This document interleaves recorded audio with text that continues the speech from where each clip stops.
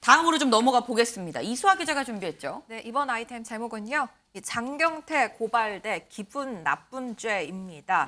이 대통령실이 장경태 민주당 최고위원의 명예훼손 혐의로 고발을 했다는 소식이 들어왔습니다. 고발의 내용을 보면 이 김건희 여사가 캄보디아 순방을 갔을 때 이 개인 활동을 하면서 조명 장치까지 좀 동원해서 이른바 콘셉트 촬영을 했다라는 내용인데 이걸 장 의원이 허위 발언을 했다라는 취지입니다.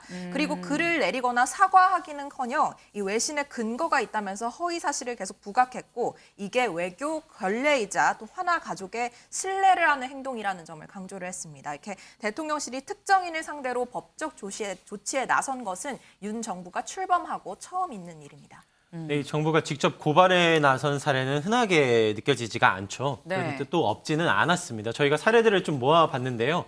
이 가깝게는 지난 2019년 이 문 전 대통령이 비난 전단지를 살포했던 남성을 이 모욕죄로 고소했다가 취하하는 일이 있었습니다. 네. 이 당시로도 일반 시민을 직접 고소한 사례가 이제 최초였기에 언론으로도 많이 보도가 된 바 있었습니다. 네. 그리고 이제 살펴보시면 박정부 때에도 정윤회 의혹을 보도한 언론사를 상대로 고소를 했다가 역시 취하한 일이 있었고요. 이 모두 취하하긴 했지만 당시로들 청와대 모두 이제 고소할 수밖에 없었던 사유를 분명히 밝히기도 했었습니다. 그 지금 보니까 뭐 처음은 아니긴 합니다만 일단 윤석열 정부에 들어서는 대통령실이 직접 이 고소 고발한 게 처음입니다. 근데 그러면 이수아 기자, 이 고발을 당한 장경태 최고위원은 뭐라고 합니까? 네, 당사자인 장경태 최고위원은요. 사실상 혐의가 기분 나쁜 죄 아니냐라고 반박을 했습니다. 어제 발언 듣고 오시죠. 허위사실 유포한 건 없는데 뭐 일단 기분 모욕죄? 좀 더 기분 나쁜 죄는 될 수 있는데 저는 뭐 굳게 믿고 있고 어찌됐건 이 아동의 어떤 빈곤과 아픔을 홍보수단으로 활용한 빈곤 포르노를 찍은 건 맞고 또 그 과정에서 여러 가지 이 카메라 기종도 좀 알고 싶고요. 거기 수행원이 몇 명인지도 알고 싶고 카메라 핀 조명 사용했는지도 알고 싶고요. 그 진실은 대통령실에서 밝히시면 됩니다. 근데 그걸 굳이 이걸 무슨 숨바꼭질하듯이 머리카락 보일랑말랑 하는 것 자체가 문제라고 생각하기 때문에 저는 아무튼 진실을 밝히기 위해서 최선을 다할 생각이에요.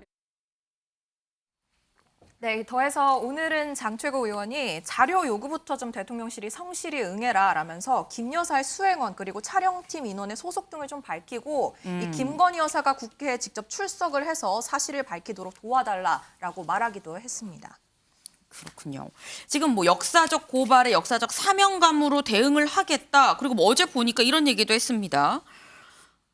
대통령실이 야당 국회의원을 고발한 건 헌정사상 최초가 아니냐 뭐 이런 얘기도 했어요. 강재묵 기자, 예. 헌정사상 최초입니까? 네, 이 내용도 또 제가 또 좀 살펴봤는데 네. 이 대통령실이 야당 국회의원을 고발한 이 방금 말씀하신 발언이 확인해 봐야겠죠. 네. 2007년 이 청와대가 한나라당 김정은 의원을 고소한 적이 있었습니다. 그러니까 즉 헌정 최초다라는 말은 이제 좀 이제 사실과는 다른 걸로 이해해 주시면 될 것 같고 네. 당시로도 이제 허위 사실 유포에 대통령실 비서실의 명예를 훼손했다는 내용이었습니다. 또 동시에 이제 김정은 의원이 맞불 고소를 넣으면 일이 확산되는 바가 있었는데 뭐 앞선 그 표현 같은 건 이제 그 정치적 수사로 이해를 해주시면 될 것 같습니다.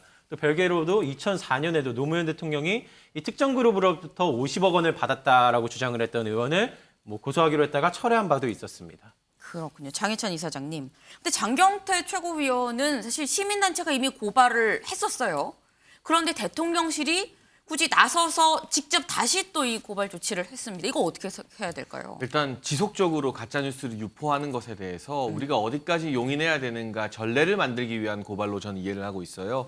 사실 가짜뉴스 하면 장경태 의원 못지않게 더 유명한 분이 더불어민주당의 김의겸 의원인데 첼리스트 의혹 무분별하게 제기됐다가 아닌 것 같으니까 그 뒤로는 카메라에도 잘 안 잡힙니다. 숨어 있어요. 네. 그러니까 정치적으로 비겁하지만 그나마 현명하고 약간의 염치는 있는 거죠. 근데 장경태 의원 같은 경우는 이 모든 게 사실이 아니라는 객관적 반박이 이루어지고 있고 본인이 주장한 외신에서는 조명 문제를 언급한 적이 없고 전문가는 온라인 커뮤니티 레디릿이라는 데 글을 올린 일반인이었고 네. 이런 정황이 계속 발표되고 있음에도 불구하고 네. 끝까지 뻔뻔하게 일관하고 있기 때문에 여기에 대해서는 국회의원이라 하더라도 책임을 져야 한다는 전례를 남기기 위한 고발로 보고 있고요. 문재인 정부에서 일반인이나 언론인을 대상으로 고소 고발했던 것과는 다르게 네. 국회의원은 본인을 돕는 보좌진만 9명입니다. 그 또한 헌법기관이고 권력자이기 때문에 네. 이런 고소 고발이 저는 충분히 가능하다고 생각합니다. 제가 이 앞서서 시민단체가 먼저 이 뭐 고발을 했다라고 말씀드렸는데 서울시 의원으로 좀 정정을 하도록 하겠습니다. 아니 그러면 대통령실 이 장경태 의원 고발한 이 사건 사실 정치권에서도 굉장히 좀 들썩들썩합니다. 네, 야당에서 특히 말이 나오고 있습니다. 네. 이재명 대표는 정치 보복이라고 강조를 했는데요. 이 대표 얘기 먼저 듣고 오시죠. 전용기 탑승 배제, 언론사에 대한 세무조사, 공영방송 민영화 겁박, 도어 스태핑 중단 같은 언론 탄압이 가히 전방위적입니다. 심지어 야당 지도부의 합리적 의혹 제기마저 정치보복 수사의 대상으로 삼고 있는 지경입니다. 대통령실의 심기를 조금이라도 거스르면 누구도 가만두지 않겠다는 노골적 겁박입니다.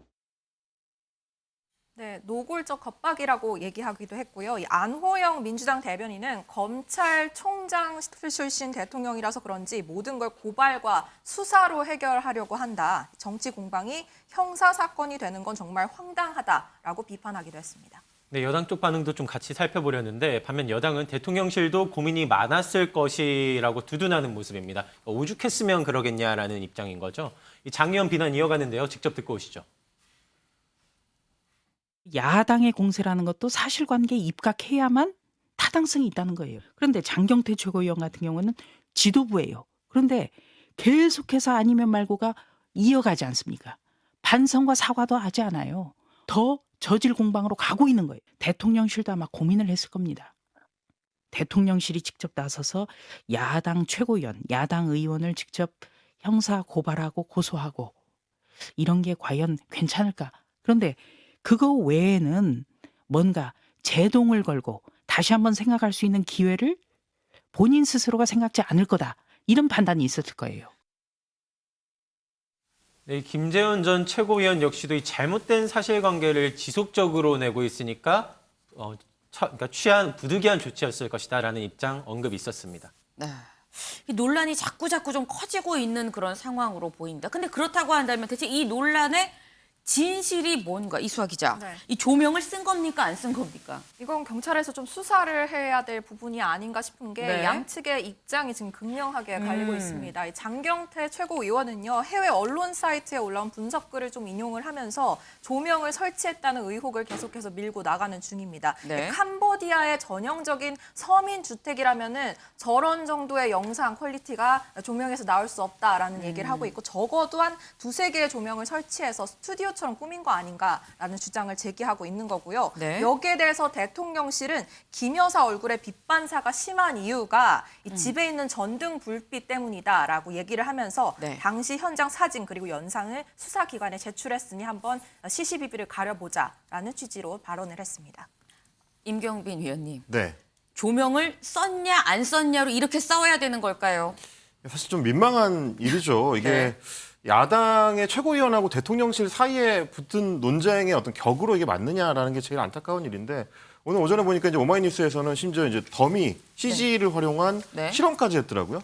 빛을 위에서 쐈을 때는 어떻게 나오고 이게 네. 형광등 썼을 때는 어떻게 나오고 이게 언론들이 이렇게까지 힘을 쏟아서 이걸 검증해야 되는 건가라는 생각이 좀 들고요. 네. 이게 좀 발전적인 논쟁으로 가려면 차라리 장경태 최고위원 같은 경우도 초기에 했었던 문제 제기. 그러니까 이제 이런 방식의 뭐 일종의 어떻게 보면 홍보성으로 비춰 보일 수 있는 행보를 대통령 영부인이 굳이 이제 해외 순방 중에 했어야 되느냐.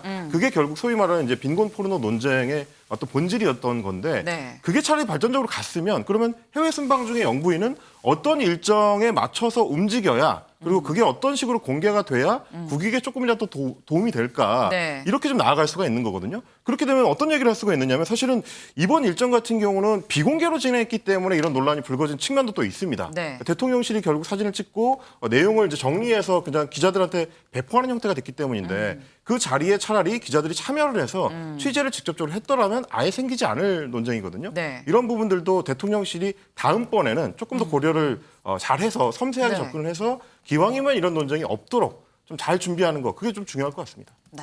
지금 양쪽 다 뭐 어디 하나가 맞다 틀리다를 지금 평하기 어려운 그런 상황이 아닌가 싶습니다. 근데 이 대통령실이 야당 의원을 고발하는 일, 아까 잠깐 강재묵 기자가 좀 짚어보긴 했습니다만 처음이 아닙니다. 근데 고발을 하고 보통 한 2, 3년 뒤에는 철회를 해요. 강재묵 기자, 이번에는 철회 가능성 없습니까? 조금 더 좀 지켜보셔야 될 것 같다고밖에 말씀을 못 드리겠는데요. 네. 이 대통령실 장 의원에게 사과를 요구하고 있지만 장 의원 측이 지금 반응이 없는 상태죠. 이 상황이 변한 것이 없다 보니 대통령실 역시도 말을 아끼는 상황입니다. 역시 관계자 표현 빌리려는데요. 이 취재진의 이 사과가 있으면 고발 취소할 의향이 있느냐는 질문에 네. 아직 제가 답할 수 있는 단계가 아닌 듯하며 이 답변을 일단 유보하고 회피하는 모습이 있었습니다. 장혜찬 이사장님, 이미 약간 감정 싸움 영역으로 넘어간 거 아니냐라는 우려가 좀 되는데 국민의힘이 오늘 오전에 또 헬로윈 참사 이 국정조사 관련해서 예산안 처리하고 국정조사 협조하겠다.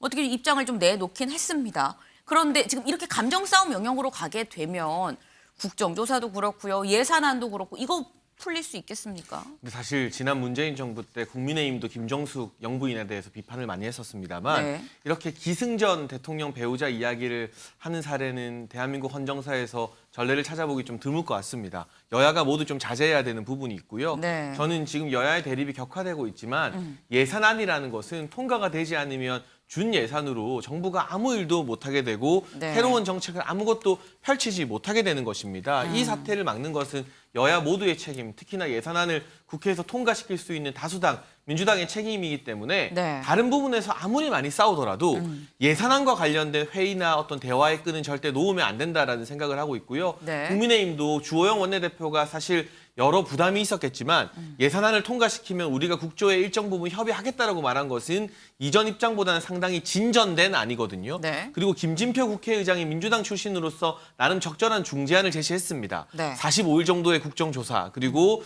대통령실에서도 국정상황실과 위기관리센터 정도만 포함시키자. 이 중재안이 제가 봤을 때 여야가 서로 받아들일 수 있는 마지노선인 것 같은데 네. 여기에 대해서 뭔가 더 우리가 받겠다고 욕심을 부리면 그 욕심을 부리는 쪽이 국민의 비판을 받지 않을까 싶습니다.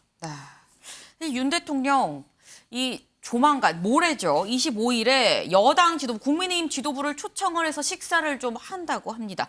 임경빈 위원님. 네. 이 지금 뭐 여당 지도부 초청한다고 하는데 야당 지도부도 좀 혹시 만날 가능성은 없을까요? 그러면 참 좋겠는데 네. 지금 사실 그러기가 좀 어려운 정치적 지형에 처해 있는 것 같습니다. 뭐 야당 지도부 측에서는 특히 이재명 대표 같은 경우는 대통령하고 좀 적극적으로 만나고 싶다는 의지를 여러 번 이제 피력을 했는데 네. 대통령실에서는 이제 그 조율이 잘 안 되고 있는 상황이고요. 뭐 해외 순방을 앞두고 있었거나 네. 그 뒤에 여야의 충돌이 좀 강해지거나 이런 측면이 많았는데 최근에는 또 소위 광화문 집회라고 해가지고 네. 윤석열 정부 퇴진 집회를 이제 야권 인사들 중심으로 이제 하는 측면이 또 있다 보니까 네. 대통령실에서는 역시 마찬가지로 야당 지도부 부르기가 좀 부담스럽다. 근데 이게 매듭이 풀리려면 네. 탑 투 다운이거나 밑에서부터 좀 올라가거나 해야 되는데 어떻게 해야 될까요? 그러니까 지금은 사실은 만나서 푸는 게 제일 좋은 방법이거든요. 네. 근데 지금 대통령이 여러 차례 이제 의사를 표현했던 것처럼 예를 들면 지난번에 이제 원외 지도부 인사들을 만났을 때도 종북 주사파 세력과는 협치가 없다고 말씀하신다든지 네. 아니면 이제 이재명 대표를 향해서는 대선 후보 시절에는 확정적 중범죄자 이런 표현들을 쓰셨던 이력이 있다 보니 아무래도 이제 말씀을 거두기가 좀 쉽지는 않겠지만 그럼에도 불구하고 예산안 처리를 앞두고 있고 또 국정조사를 통해서 이태원 참사의 뭐 진실을 밝히자는 국회의 목소리가 워낙 좀 높은 상황이기 때문에 네. 대범하게 어제 이제 김영삼 전 대통령 7주기 추모도 하셨는데 네. 대도무문의 김영삼 정신을 받아서 좀 큰 정치로 좀 보폭을 넓혀서 과감하게 야당 지도부한테 손을 내밀 수 있는 어떤 품새를 보여주면 여러 국민들을 위해서도 좋지 않을까 좀 그런 생각이 좀 듭니다. 이 방식이 뭐 위에서 아래로든 아래서 위로든 어쨌거나 좀 협치를 위한 국민을 생각한다면 어쨌거나 협치를 해야만 하는 당위성이 있습니다.